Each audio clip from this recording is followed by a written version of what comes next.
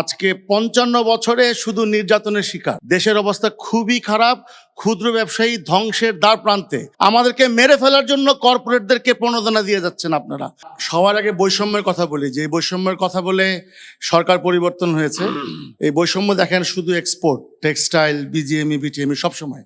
আপনিও BGME leader. প্রান্তিক জনগোষ্ঠীর কোনো প্রতিনিধিত্ব কোথাও নেই।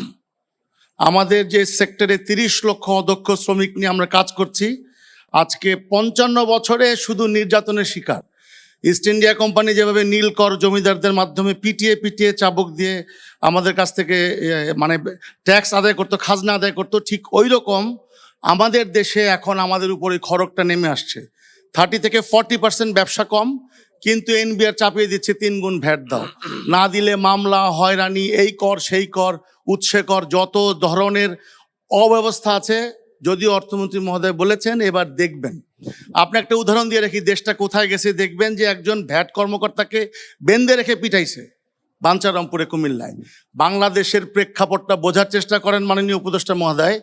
দেশের অবস্থা খুবই খারাপ। ক্ষুদ্র ব্যবসায়ী ধ্বংসের দ্বার প্রান্তে। আপনার কাছে সবার আগে বলতে চাই, আপনি একটা শিল্প নীতি করেন। এই ব্যাংক থেকে কিছু লুটেরা কর্পোরেটরা হাজার হাজার লক্ষ কোটি টাকা নিয়ে মুড়ির ব্যবসা করতেছে। তারা এমন কোনো ব্যবসা নাই যে তারা করছে না।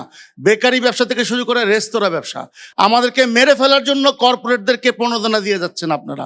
বড় বড় কোম্পানিদেরকে থামান, কে কোন ব্যবসা করবে, কে কোনটা করবে না। এই বাজেটে একটা শিল্প নীতি চাই, এবং আমরা যারা রেস্তোরাঁ খাতে আছি তাদেরকে একটা প্ল্যাটফর্মে নিয়ে আসেন। গত সরকারের আমলে একটা টাস্ক ফোর্স হয়েছিল, সেটা চালু করার একটু ব্যবস্থা করেন। ধন্যবাদ।